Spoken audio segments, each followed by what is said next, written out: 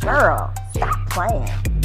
Welcome back to another episode of the Girl Stop Playing podcast. It's your favorite homegirl, Koereyelle, here to encourage you to stop playing with your potential and start working for what you want in life and in love. You already know that I believe you can make the money and you can get the honey. You can have it all as long as you are willing to work. Speaking of putting in that work, hopefully by now, listening to these solo sermons has proven to you that nobody is coming to save you and that you have to be willing to pull yourself up, put the pieces back together, and save yourself. If you are looking for an inspirational guide that is also a reference and a resource full of practical tips for what you can do to start saving yourself, then I definitely want to encourage you to grab your copy of my latest book, Nobody is Coming to Save You. It's available now on Amazon in print as well as the ebook version, and I'm so excited to share that the Audible version is complete. We are literally in the last approving phase where they are just making sure that the audio quality is good enough, and it will be available on Audible very, very soon. I will go ahead and drop the link so that you can grab a copy and support your girl in the show notes. Now, this book is full of inspirational short stories from 7 women, along with myself, women who have come from diverse backgrounds, women who have been through different challenges, different seasons, and we've all figured out some way or another that nobody was coming to save us. And not only are we sharing our stories, but we're also sharing practical advice and words of wisdom for how you can save yourself too. So make sure you grab your copy. And if you enjoy the book, be sure to leave us an Amazon review. Every review helps. I also have been getting so many people sending me messages, sending inquiries about whether or not I have a resource to help them launch their own podcast. And y'all know that I'm like the podcast OG, okay? I've been doing this podcast thing since before podcasts were a thing, way back in 2015. Shout out to everybody who has been rocking with me since Confessions of a Workaholic. And so I definitely have experienced the benefits that having a podcast can have on building your brand, on growing awareness, and on really being able to make an impact and connections with people all around the world. By launching your podcast, you not only open yourself up to the opportunity to get more visibility, but you also can literally have an international impact with your very first episode. And so I have finally put together a course and a community for aspiring podcasters. It's called the Podcast Plug, because y'all know me. I love being able to put my people on and plug y'all with the resources that have changed my life and can change the game for you. So the Podcast Plug is a 6-week accelerator course and community that teaches you how to launch a popular podcast, how to distribute your show on multiple platforms, how to position yourself to pitch dream guests, all of your favorite faves, how to monetize your show from the start, which is definitely a major mistake that I made. I missed out on 6 years worth of money because I was on the wrong platform. So I'm teaching you the mistakes that I've made, the lessons that I had to learn the hard way, the money that I missed out on, so you can get started the right way from launch. It also shows you how to market your podcast like a mogul and start making the podcast charts, as well as showing you how you can grow your personal brand and sell your premium products through launching your podcast. So if you are ready to get on-demand access to all of the training sessions, my 35-page profitable podcast training manual and workbook, plus access to the Podcast Plug's private Facebook community where you can network with, support, offer feedback, and share ideas with other podcasters, then all you have to do is log on to Get Paid with Pods, Pods, getpaidwithpods.com, and I'll also make sure I drop the link for that in the show notes below. Now, let's go ahead and get into this week's solo sermon. Again, if you listened to last week's sermon, then you already know that your girl has been going through some things, okay? And I love y'all. I feel like we're really homegirls. Like, y'all come here and you get us to peek into my diary, to really see what's going on outside of what you get to see on social media. And I love being able to share my truth, because I think that it's truly doing people a disservice when all you see is like the glitz and the glam and things going well. And so, yes, I love being able to celebrate my wins, but there's some work that's being done behind the scenes. And I'm not just talking about the work that's being done in my business. I'm talking about the work that's being done on me through God. Okay. I really believe that God puts us through things so that we can grow, so that we can develop, so that we can evolve into the person that is prepared to step into our true purpose. And so today's sermon, again, speaking to myself a little bit, definitely some words of encouragement for myself that I'm going to share with you. But just know that if any of these words resonate with you, you're not alone. Okay. So today's sermon is titled, You Gotta Choose You. Because what I've realized over these last 12 months, that has been my biggest lesson. Like, regardless of what's going on outside of you, regardless of your circumstances, regardless of the promises that you've made to other people, regardless of the people you might feel responsible for, regardless of anything else, at the end of the day, as Cat Williams said, you got to take care of your star player. You have to take care of yourself. No matter how much you value the people you have around you, no matter what you are working toward, if you allow yourself to get lost in people or projects, you'll quickly fall out of line with your God-given purpose. Now, I believe that there's something that you're being called to do, something that all of us are being called to do. There is work to be done, but if you don't stay in alignment with your assignment, you can quickly lose yourself in the process of chasing your purpose. So here you are out here chasing your paper, disguising that paper chasing as purpose chasing, and then you're getting out of alignment. You find yourself doing things, entertaining people, entertaining ideas that are truly not in alignment with what it is that you are meant to be doing. And we all know that when we start sitting in the driver's seat instead of allowing God to direct us, we don't usually end up at our intended destination. And so this year has truly been full of obstacles and challenges. Not just for me, but these are conversations that I've been having, like, yo, I don't know what's going on in the atmosphere this year, but 2023 got to come in here and act right. So from me having to let go of team members twice, y'all, I did a whole episode on this maybe over the summer when I was talking about having to let go of people and how hard that was, how it was a long time coming, but I kept fighting myself on it because I felt like this team of people that I had put together, I felt like I owed them something. And for a long time, I was putting their needs, their desires, their wants over what I truly knew that I deserved. And so I was putting them above myself, which as a leader, as a business owner, as the CEO, that's something that you're gonna have to do.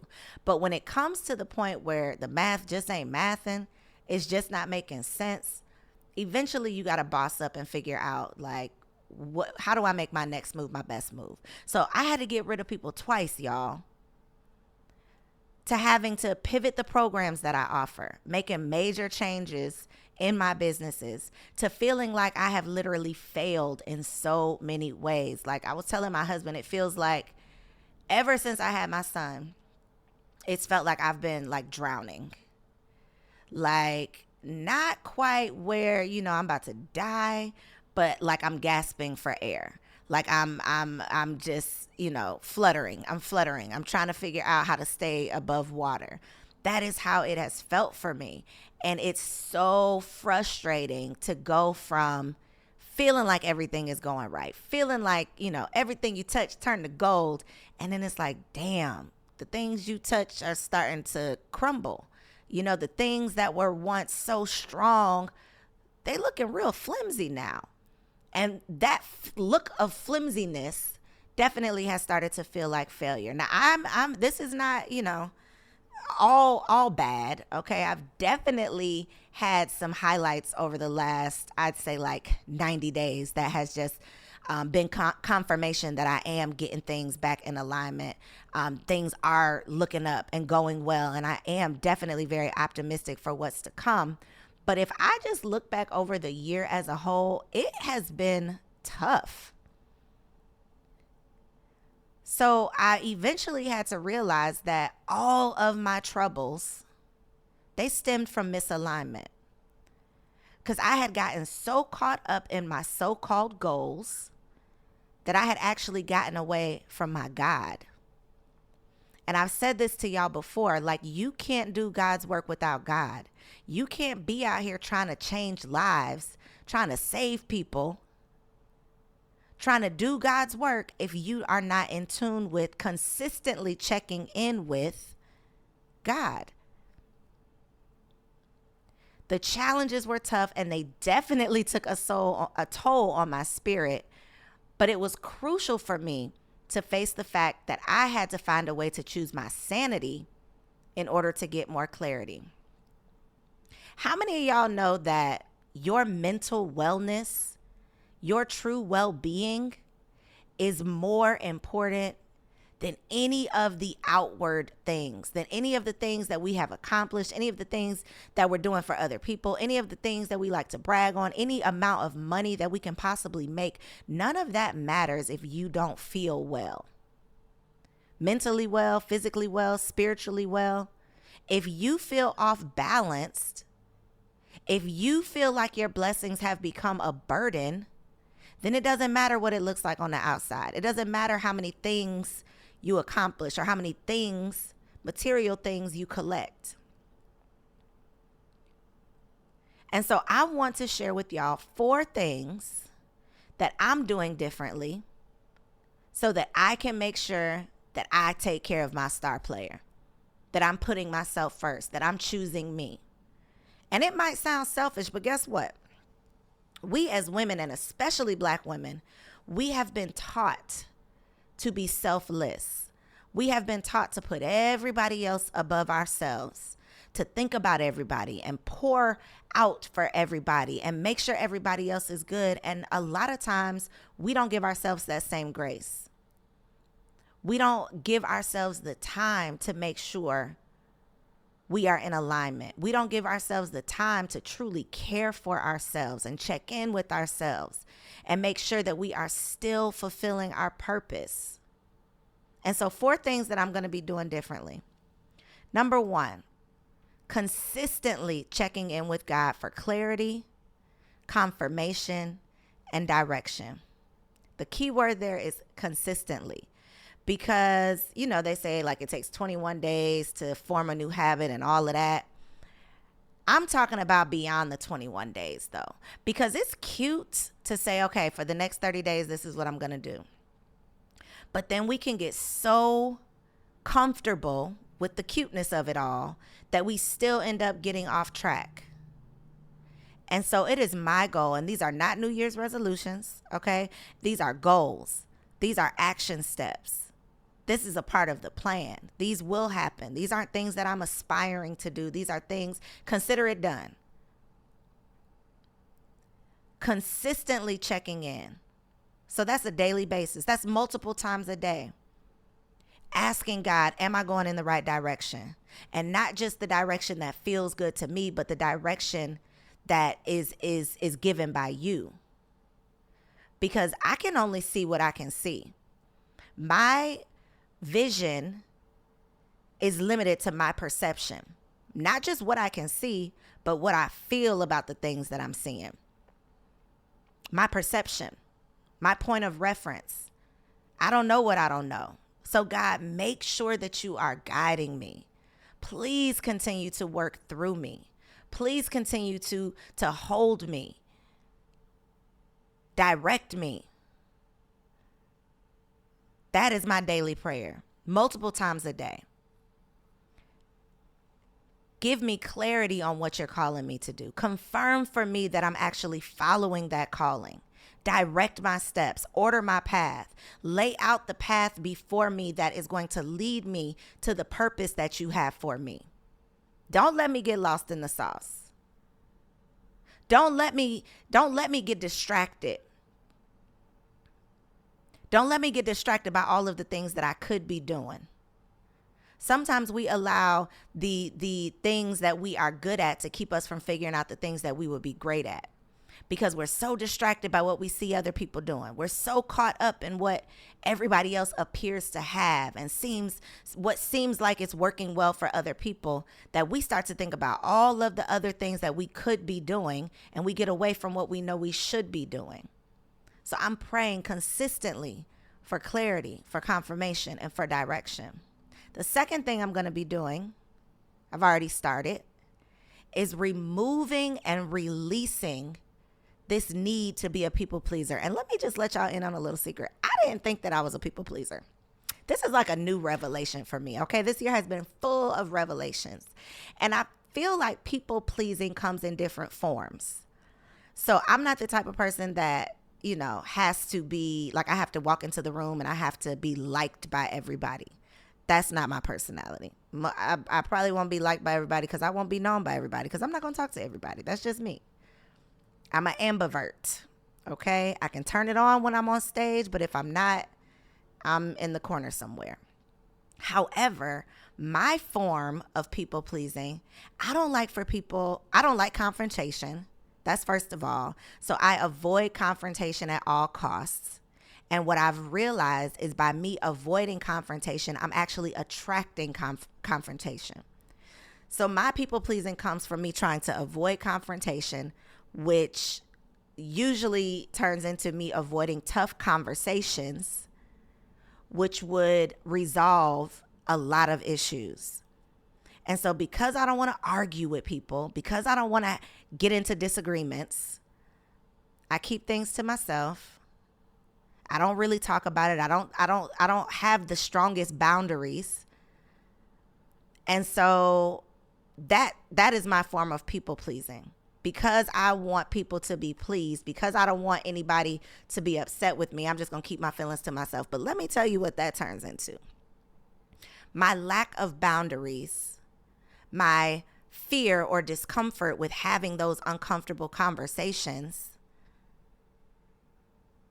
is passive, very passive. And because I'm not assertive up front and put those boundaries in place and tell people what I need and how I feel and my expectations, I end up letting things go and letting people have their way and letting people do what they want until I have to be aggressive, until ish hits the fan. And it's literally like, okay, enough is enough. Now you trying me. And when I start getting that now you trying me spirit, it turns into aggressive. It turns into aggression. And now I have to have those tough conversations. And I'm probably not going to say the right thing. So now I look like the crazy person because it looks like this is coming out of nowhere. But it's been there. I've just been avoiding it in my form of being a people pleaser. So I'm removing and releasing the need to be a people pleaser. I am establishing very clear boundaries, very clear expectations up front. My goal is to be assertive up front so that I don't have to be aggressive later. That's my goal. The third thing that I'm doing is I'm accepting that everything is not for me. Now, I've been of the mindset that everybody isn't for me. Like, I know that. Everybody's not for me. Everybody's not going to get it. Everybody can't go. I know that. I got that part. Cool. But I really be thinking that I can do all of the things. And this is the thing. You can do anything. You just can't do everything. Put that down in your notebook. You can do anything, but you can't do everything. Because when you start trying to do everything, you're getting distracted from the main thing. So instead of me being over here trying to juggle 20 balls, I'm going to hold tight onto one and develop that thing and grow that thing and nurture that thing. And then if it gets to a point where I feel led, where spirit leads me into picking up another ball, into trying something else out, into adding something new, then that's what I'll do. But when you are trying to juggle so many things, take on so many tasks, wear so many hats, put so much on your back, all that does is weigh you down. All that does is cause you to be distracted. All that does is eliminates the possibility of you truly living out your purpose, doing the thing, because you're trying to do everything. So I'm just accepting that everything isn't for me. I'm no longer getting distracted by all of the things that is for everybody else. And lastly, I'm making a real effort to understand, truly understand, that I am no good to anyone else if I'm not good to myself. That self-care is more than the weekly massages that I get. Truly being aware of my limits, truly being aware of my needs, truly being aware of what mental wellness means to me, truly being aware of my capacity and knowing when it's too much and being willing to ask for help when it starts to feel too heavy. Truly, truly putting myself first. Really taking care of my star player and understanding that God has so much for me to do. But if I'm not choosing me, then I can't help anybody else. I cannot do his work if I'm not making sure that I'm working on myself. And so I hope that you find a way to choose you beyond what everybody else needs from you, beyond all of the responsibilities that you've taken on, beyond all of the things that you've signed up for. Figuring out how can you choose you in this next season. I hope that you are feeling inspired, encouraged, and ready to choose yourself. I love you. See you on the next episode.